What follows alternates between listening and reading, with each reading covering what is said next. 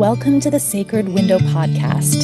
Here, we look closely at the intersections of the postpartum window, the Ayurvedic perspective on health and healing, and the universal mother principles that are the keys to giving and receiving effective care. Hello, I'm Christine Devlin Eck. I'll be taking you through interviews with professionals who are making a profound difference in the lives of their clients, conversations with individuals brave enough to share their stories of vulnerability as a way to lift up others, and my own journey through birth, parenting, caregiving, and building a conscious business. We are here to honor the sacred windows, the profound transitions in life that give it all meaning. Welcome to the conversation. And I will never be the same again.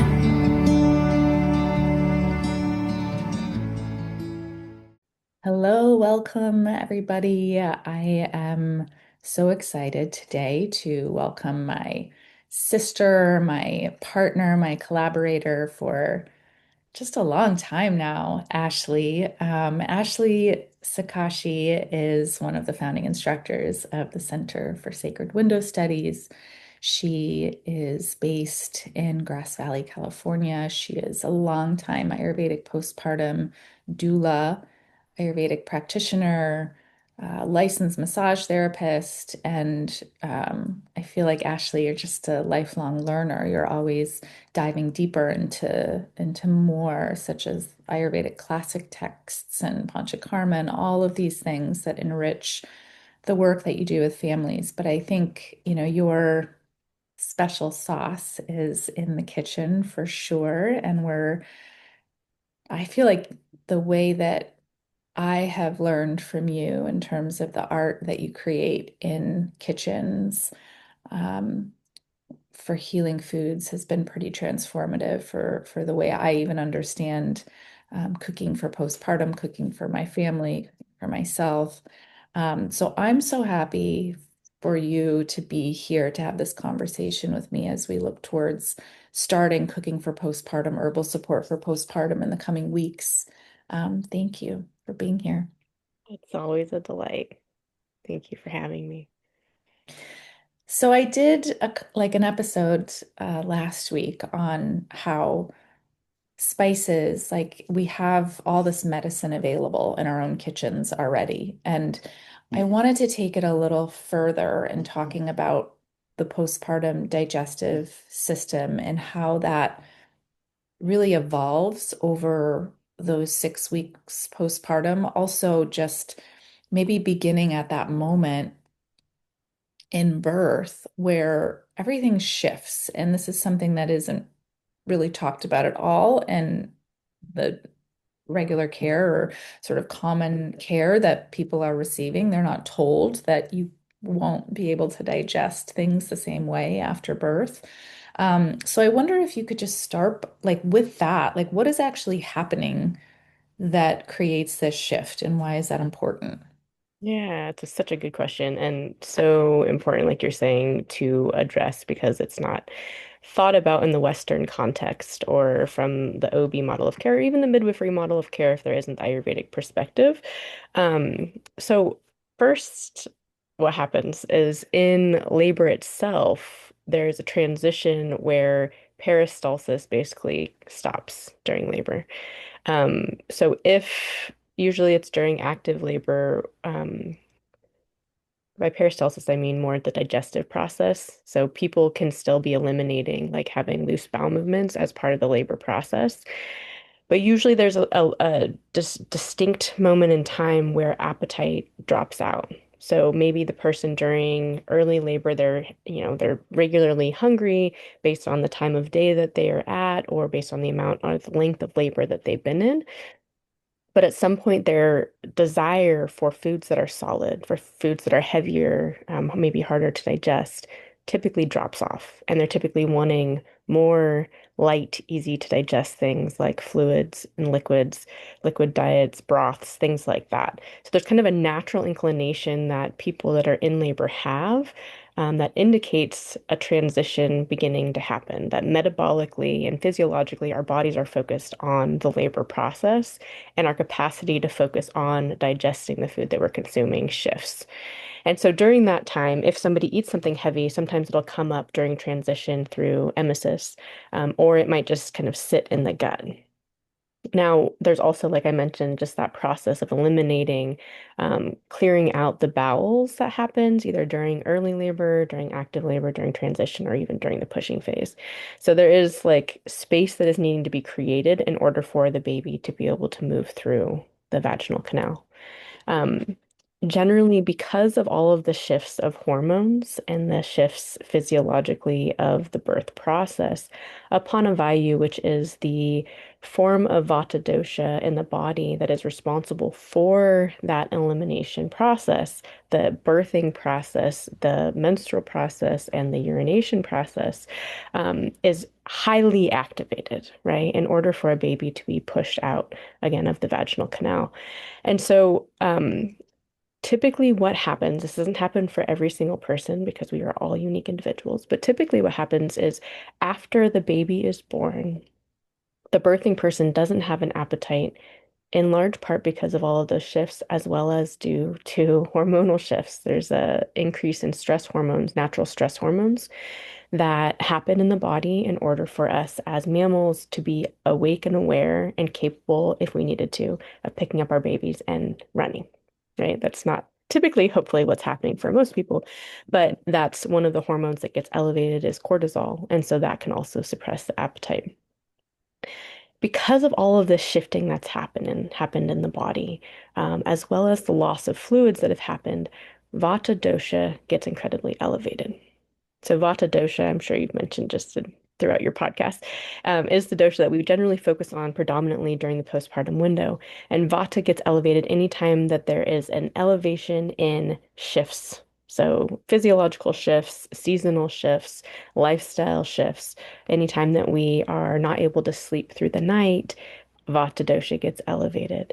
Um, and so, the postpartum time period, the immediate postpartum time period is this conglomeration of all of these huge shifts happening. Like there's a spiritual shift that happens, which increases the ether element in our capacity to open. Like we have to open so wide. And in that opening, energetically, spiritually, like our energy systems, energy centers open in order for us to bring our babies through.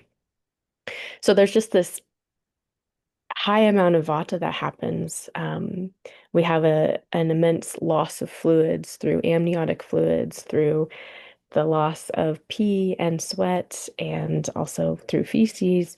And so there's an increase in dryness in the body. And so it's really, really common for people that are postpartum to get constipated due to this dryness, as well as due to this like kind of over um, activity to some degree of apanavayu that happens in the body. And so the body is sort of trying to reacclimate in the postpartum. What happens most of the time in the Western paradigm regarding food is that after a person births their baby, they'll bring in whatever food is in the hospital that's for whatever day that person is birthing their baby, or maybe they might get to choose off of a menu of food. But a lot of times that food that they're providing is food that is really heavy or dense or hard to digest. And although the person that's birthing may have had a long labor and has burned a ton of calories in the process of labor, their capacity to actually process, metabolize, and digest that food has diminished. Some people come out of labor and birth and their appetite is super strong. But even those people that have that incredibly strong appetite, their capacity to digest is not as high or as efficient as it typically is. So I like to think about it like we have in our digestive system, we have these little like campfires. And in the process of labor and birth, it's like a windstorm that's happening. And so, if anyone's ever been to the coast or somewhere where it's windy and you have a campfire, you'll see that like the wind will blow the fire and it'll almost look like it's gone. And then it might pop back up when the wind dies down. And so if you are to put on a really heavy log onto that fire, it will basically just kind of smolder. It doesn't have like the capacity to like light in a good way, especially if it's not a dry piece of wood or a more like a cedar, something that's like has more resins in it is more likely to ignite. So our goal in the postpartum window is to tend to that fire as though this fire is like our sacred fire inside of our bodies. And it's really like not mm, very high up on the list to tend to that fire so that it becomes nice and strong. And the way that we do that in the postpartum is by providing foods that are light and easy to digest, like gruels or soupy foods in the very beginning, with digestive spices and with digestive teas in order to ignite that fire and to slowly build it up.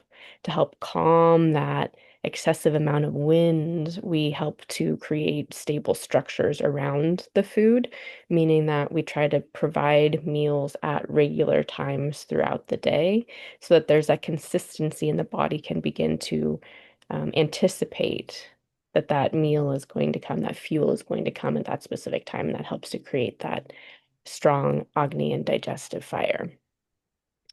With those gruely and soupy foods, also we're supporting elimination. So it's really common for people to get constipated in the postpartum. And so having those soupy foods that have ample amount of oils and or maybe even a focus on like stewed dried fruits or other things that are going to be really supportive for helping elimination to happen is a big like pillar of our capacity, our like knowledge base to be able to support our clients in the postpartum window. It's so good to hear you explain it, even though I've like sat in on your classes for years. I never get tired of listening to people explain and talk about it because I feel like it activates new information in our own consciousness around different things. When you are working with clients and there's a certain amount of education that is a natural part of our work, particularly because so much of this is not common knowledge in families' experiences. How do you explain it to them? Do you use the campfire analogy? How do you help them to understand why the focus is so much on digestion? Yeah, I think the campfire, that's typically what I use. It's a campfire analogy because I feel like for most people, having like something that is they've viscerally experienced, as well as something that is visual is really helpful because when we talk about agni, for most people, they're like, what does that even mean? Because it's not just like your stomach, right? It's like all of the enzymes and it's like the subtle other influences from all of the sensory input that we take in that can impact the doshas and the way that our agni is functioning. So I try to keep it relatively simple because for a lot of people, even talking about the campfire, it can be a little abstract for them because a lot of people aren't super aware of how food impacts their bodies. And so if I notice that either by how they talk about food, like if I, in my intake form, I have a space where I ask what foods they digest well. And some people don't know. So they eat food, right? And they're like, I get gas. I have gas all the time. Um, and they don't correlate it to specific foods or to specific activities. And so if I see that, if I see that people aren't super connected to their bodies in that way, I'll talk about it a little bit, but mostly what I've found is by providing the type of foods that are going to be supportive to the state of their agni, and or teas and or other like herbal snacks or like the ginger pickle, like just thin slices of ginger with a little bit of lemon or lime and salt, and have that in a little container and just say like, she needs a little sliver of this before each meal, and they see an impact. That is the most profound, right? So like them feeling it in their body makes the biggest difference. And then if they're if when I'm cooking for people postpartum, I notice that well, basically I'm always like shifting and adjusting based on what's happening for that person each day. So if I get to be with a person for multiple days in a week, then every time that I go in, I'm checking in to see what's happening. Like, are they constipated? How's their gas doing? Has anything shifted from the last time? Or, how did the food, maybe we increase complexity or density, and like, how did that impact their digestive capacity? And then if I'm noticing that there's something that shifted in a not as positive way, then I'm going to adjust the food to be more appropriate and then have clear instructions that their partner or whoever's supporting them is able to help to facilitate and support the birthing person to have that extra agni support so that they're not having to think about it. It's just like part of their breakfast tray or their, it's on the table for lunch or dinner if they're eating at the table at that point. Hmm. You mentioned like, some people have this disconnect of not making the connection between I'm gassy all the time, or, this is just what's happening, and they're not making that connection to, oh, it's because of this thing that I ate or that I regularly eat. To that effect, you know, I talked in the last episode about how all disease begins in the gut and how the digestive process is so integral to all the other functions that happen not only in postpartum, but in just being in a human body. But specifically for postpartum, I would love for you to share a little bit about what we see happen that creates imbalance for people during that time when the digestive process is not tended to, like when they're just eating foods consistently that they can't utilize the nutrients in it. What do we see? How are you sharing your gifts and passion for caregiving with others? In a world where education and awareness around the postpartum window is lacking or missing from our modern systems, we have a profound opportunity to shift that paradigm. You may be a few simple offerings away from making a truly impactful difference in the lives of mothers and families in your community. We are here to support your journey in the ways that work best for you. Schedule a conscious care strategy session to meet one on one with me, and let's identify the right next step for you to begin a path of conscious care for new families that fits your life and your needs. Visit www.sacredwindowstudies.com/strategy-session to schedule a time that works best for you. That's www.sacredwindowstudies.com/strategy-session. Yeah, it's such a good question. So, what we are likely to see is it depends on what their tendency is, right? So, if they have a tendency towards constipation, more of like a vata type digestion, we might see variability in their capacity to digest, just in general, and or variable diarrhea, constipation, kind of alternating between the two. Or we might just see like straight constipation with dry, hard pellet stools. And so with that comes abdominal discomfort, comes bloating and gas. And then oftentimes we see that same, not necessarily the constipation, but the gas and discomfort in the babies.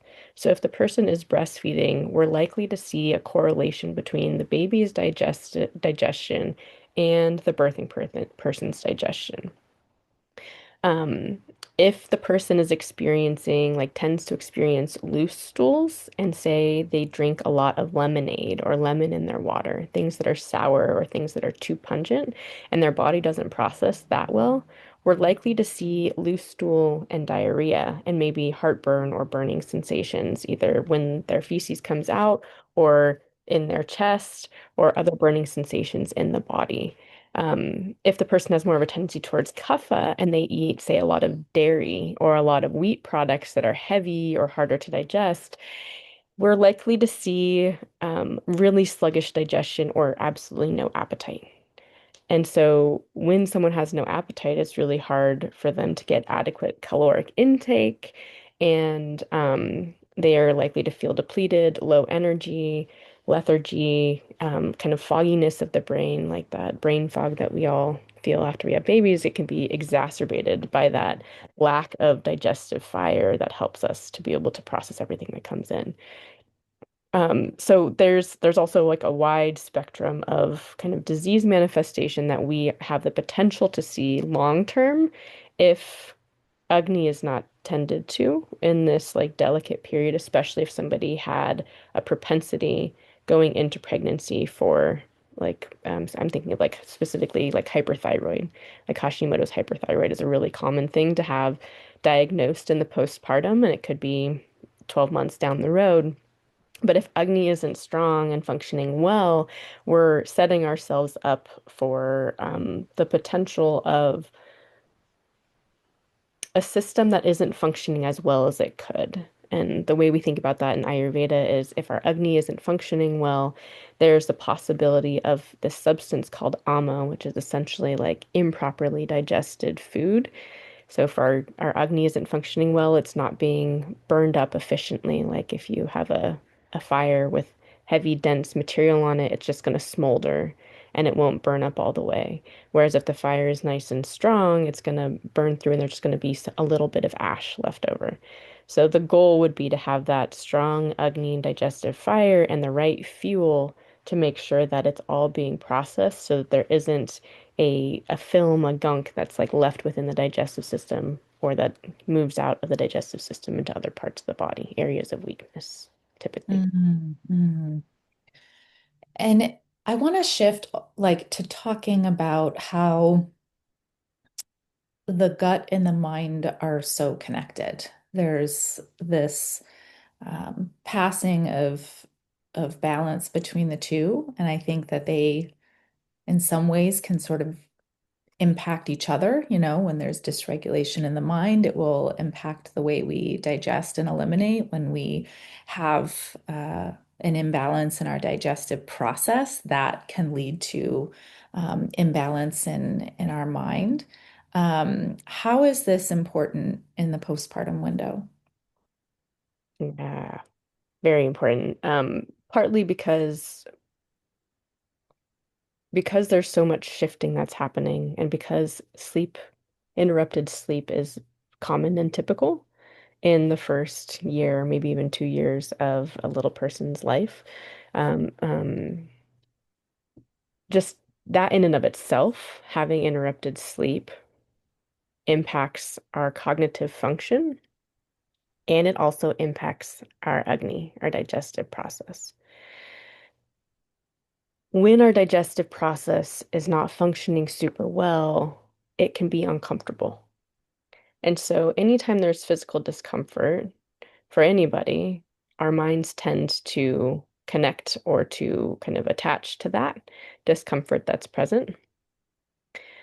Um, And in the postpartum window, especially in the acute phase or the first 6 weeks, the sacred window, there's also a ton of physical healing that is happening physiologically to a person after they've had their baby. So there's already like a lot happening in the body and in the mind and in the digestive system. And yeah, they work together. So when our Agni is functioning clearly, functioning well, we're able to take in all the sensory input into our sense organs, process it through our brain, metabolize it through our other Agnis in our body, and then release the waste, release the things that do not serve, not hold on to them, and or, reintegrate those things into our bodies. So the gut-brain connection is profoundly important for our capacity to process the experiences that we're having. And in the postpartum window, it's such a huge transformative experience that there's so much newness, especially with the first baby. But with all of the babies, there's a lot of shifts and changes that have to happen. That are happening just in the family dynamic and unit. And so, if we don't have a properly functioning Agni or digestive capacity, it inhibits our capacity to move through the transition, the rite of passage with clarity.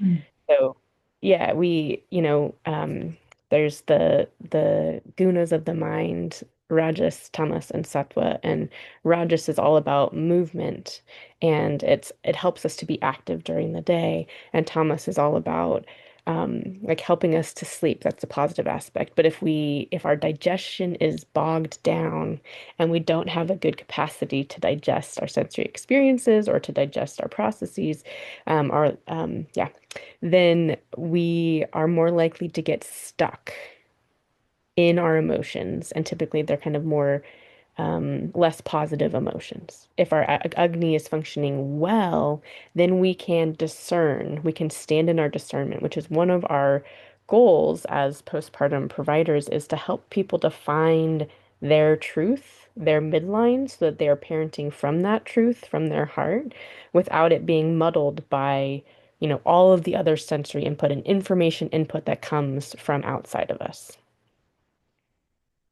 Mm, I love that.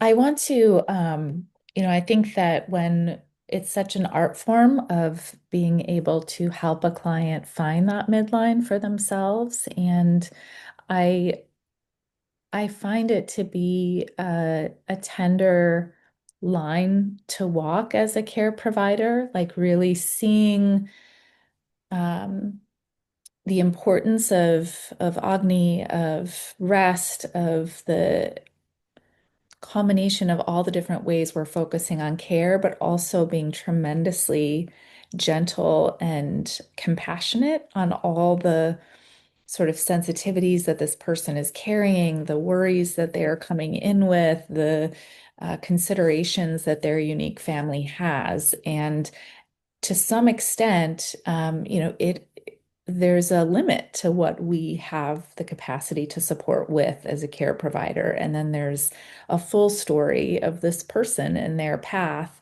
which can sometimes feel hard for the caregiver when we want to come in and make it all balanced and right. And at the same time, it's not our journey to walk, it's this person's journey to walk. And um, yeah, in this moment, I guess I'm just feeling that, and I'm curious about, we can come in with these tools of the kitchen and tools of, body work and tools of caregiving.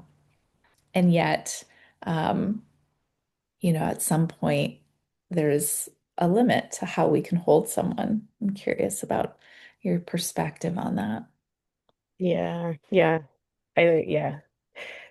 Um, for myself, it's been such a learning process. Like, I'm so grateful to have gotten to be in this work for so long because in the beginning, I feel like I came in, I was like, okay, there's like a way that this is supposed to be, and these are the right things to do, And as I got experience, yeah, just like you're saying, there's such like this is one of the most tender, vulnerable times of a person's life to be in their space. And we all can have like very formed ideas about what we want and don't want. And so the process for me of coming into a family's home and understanding like how their family flows and moves and what things are really important to that person and also reading the room and understanding like what is present at that moment in time is so important to tailor either the information and the food and the care to meet the person where they're at. Because sometimes I might see like the whole, like a much larger picture that's happening, but the person is really only ready to like is maybe either not ready to even have input brought in. So I'm just holding that space and like reading for when the right time is to like present maybe a little bit of something new that might be a suggestion that could be helpful. And or sometimes that suggestion is I never say it because they're not in a place where they can receive that thing or where they just don't want to. Yeah. Um, the cool thing about being in the kitchen, if you get to be in the kitchen cooking for people, is that you can have a plan laid out for the food that you're going to make for that person, and you notice that their agni is really low. And so even if you execute the plan of making whatever things you anticipated making, you might also make like an additional ginger tea. And it could be as simple as that, where you make the ginger tea and you add some kind of a sweetener so that they're excited about it. And then they sip on that and they don't even have to know what it's doing. They just might feel that it felt good in their body. And that might be enough for that day. Like that, any more than that could be overwhelming to them. Just like more information isn't helpful, right? Because there's all of the people that are on their team, if they have a midwife or an OB or a lactation consultant or a labor doula or, a mother-in-law, they have like all of these people telling them all of this stuff. And so sometimes like I feel like my job is just to like create like a simple safe space that's like no input. It's just beingness. Hmm. I'm like flashing back to 2018 when you and Julia and Charlotte and I were like decided to create this program together. And without hesitation, you were like, I'm doing the cooking module. When you know all the other aspects of care as well, but what about this module was like lighting up your heart? Well, I love food. Um, and I love the exploration of flavors. And I really wanted to ensure that the information that we brought forth and provided to our students was information that was both grounded in like the Ayurvedic perspective as the foundation, and also that had zero judgment on what birthing people choose to eat. And I feel like in the Ayurvedic world, when I was first going to school, I felt like there was such a strong emphasis on like a vegetarian diet and that was like Ayurvedic. And so I really wanted to be a place where we applied the Ayurvedic principles to any diet to support an individual person. And so that was like the thing that I was like, I really, really need this to be like chicken soup or chicken congee or whatever needs to be like a first food instead of it being khichdi. Because I think for at the time there's like, the most people were like Ayurvedic food is khichdi. And I had that perspective when I was first going through Ayurvedic school. So I ate like so much khichdi, like 3 meals a day for like 2 years or something like that. Um, and I think that's just not realistic for most people in the world. Like I wanted it to be really accessible, like the information that we take in and the recipes that we use that are accessible for all people that have more of like a global perspective on the food that they like to eat. And I also wanted to bring in some of the Western nutrition pieces, not like my background when I went to school and college, my I got my degree in nutrition and there were a lot of things that I didn't like about it. So when I found Ayurveda, I was like, yes, this is the system. Like they're at the holistic system that looks at the entire person, looks at their background and looks at their constitution and what's happening and the state of their agni and had a concept of agni and was supportive to the person of the whole person. But there are certain things that I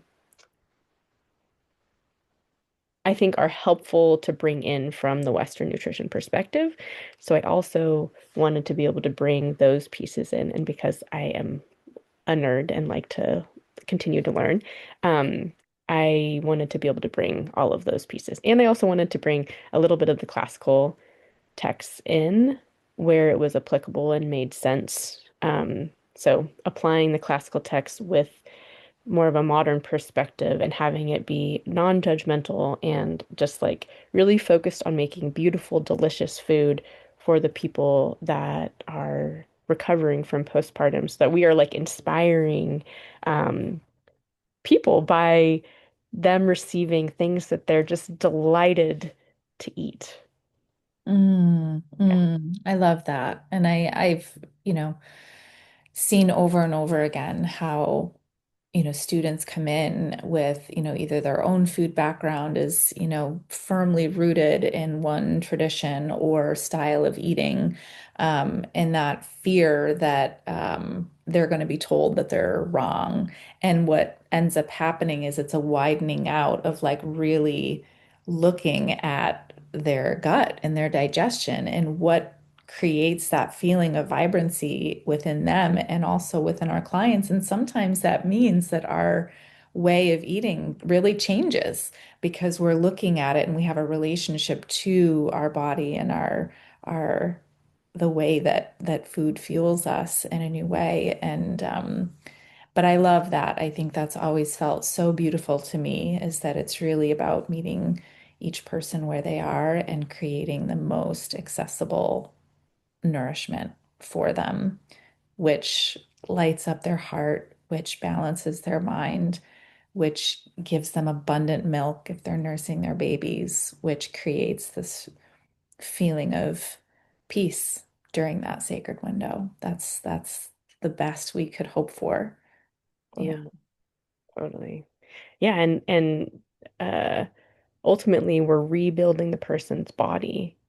And so if we're rebuilding the person's body, we ideally want to rebuild the person's body with the best possible building materials, right? We don't want to build it with really like rotten wood. We're going to build it with beautiful wood that's like sturdy and, vibrant and has capacity to withstand the weather outside for a long period of time. And so, yeah, that's a huge part of it is setting them up for ultimately like 42 days for 42 years. Our goal is to set them up for a lifetime of health, and that this moment is this pivotal time when they're in this delicate state of being post-birth and kind of in this rite of passage, this sacred window of time to reset their system. And I think it's just like so wonderful to get to see clients after they've had their babies like 3 or 4 or 5 or 6 years down the road and to just hear like how like sacred ultimately the time was that I got to be a part of their life and that they like feel that like love and nourishment even 3 to 5 years later. They're like, yes, that was just like I want to have another baby just so I can receive more care. Um, yeah, so it's so such profound and beautiful work to tend to their sacred fires Mm. in the postpartum. Thank you so much, Ashley. Is Yeah. there anything you're particularly excited about for your module coming up where you're going to be teaching all of this? I just love getting to be in the conversation and I love hearing all of our students like, their experiences and their insights and I love getting to just like troubleshoot or just delve in and have the opportunity to share about this and to learn about this also with everybody. So I am excited for all of it. Me too. Ashley, it's such a joy of my life to be in this, you know, this whole thing that we've created together over these years. I love you so much and thank you for having this conversation. It's been my pleasure. I love you so much too. I can't wait to see you in person for a retreat. Yay! Thank you, everyone. If you have any questions about digestion, about cooking, about herbal support, Ashley is so gracious, and you know where to find us. And we're here to support your postpartum care journey in whatever way we can. Thank you so much.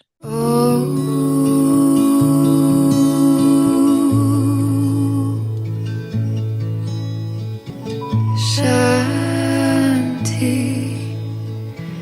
Shanti.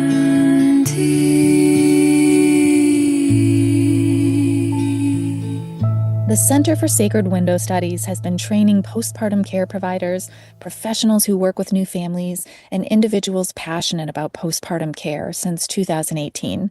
We regularly host live free events alongside our online and in-person training and certification programs. Hop on our newsletter list to get direct access to all of our events and community support gatherings. Our mission is not only in training conscious postpartum care providers, but in fostering a robust, informed, and thriving community of postpartum professionals. Once you step inside, you're family forever. Visit www.sacredwindowstudies.com to add your email to our newsletter list. You can support our work by subscribing to the Sacred Window podcast and sharing with someone you know who would love it. Thanks for being here and participating in the culture-wide shift that recognizes the need for and the importance of conscious postpartum care.